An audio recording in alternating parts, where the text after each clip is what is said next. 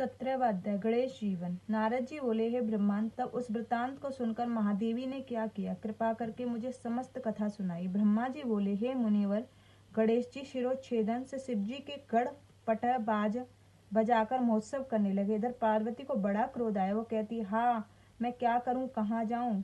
हाँ, मुझे बड़ा दुख प्राप्त हुआ। सब देवता गणों ने मेरे पुत्र का संहार कर दिया। अब मैं सबका नाश या प्रलय करूंगी। इस प्रकार दुखी होकर पार्वती ने 100,000 शक्तियों की रचना कर डाली। तब वह निर्मित शक्तियां जगदम्बा शिवा को प्रणाम करके कहने लगी, हे माता, क्या आज्ञा है। देवी ने कहा, तुम लोग मेरी आज्ञा से देव सेना में जाकर उसका प्रलय कर डालो। देवता, राक्षस, ऋषि, अपने पराये जो मिले उन्हें हट से भक्षण कर लो। पार्वती जी की आज्ञा से सब शक्तियां क्रोध में तत्पर सब देवताओं को भक्षण करने लगी। जहाँ देखो वहां शक्तियां ही शक्तियां दिखाई देती थी। देवताओं ने अपने हाथों से पकड़कर मुख में डाल लेती थी। उनका इस कर्म को देखकर ब्रह्मा, विष्णु, महेश, इंद्र आदि सभी तो अपने जीवन की आशा न रही। वे कहने लगे कि क्या देवी अकाल ही में ही प्रलय कर डालेंगी। अब वर्तमान स्थिति में क्या किया जाए। इस समय सबके एक उच्च स्वर से विचार करके निश्चय किया, यदि गिरिजा देवी प्रसन्न हो जाए तो सब कार्य बन जाए। लौकिक गति दिखाते शंकर जी बड़े दुख को प्राप्त हो सके मोहने लगे, परंतु शक्तियां तो आतंक से देवता का निष्प्राण हो रहे थे। क्रोधमय शिवा के मंदिर में जाने का उनका साहस ही न था। पार्वती का महाप्रकाशित तेज सभी समाप्त कर रहा था। सारे देवता भयभीत होकर दूर स्थित थे। उसी समय दिव्य नारद जी वहां आए तथा ब्रह्मा, विष्णु, शंकर को प्रणाम कर शांति स्थापन का विचार करने लगे।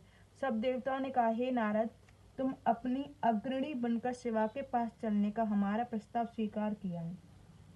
सबने शिवा के पास पहुंचकर अनेक स्तुतियों की स्तुति की।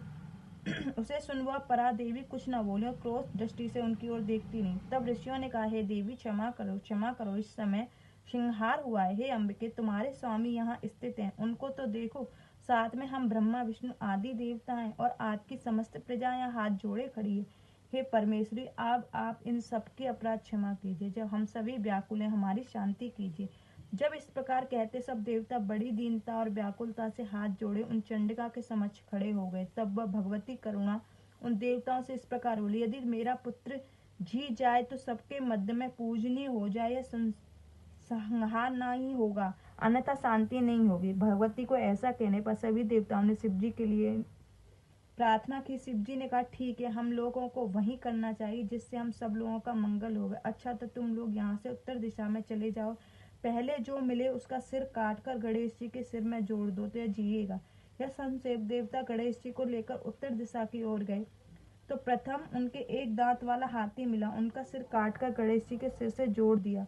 फिर उन्हें अच्छी तरह धोकर उनकी पूजा की। विष्णु जी से कहा, अब जैसा उचित हो, अब कृत्य आप कीजिए।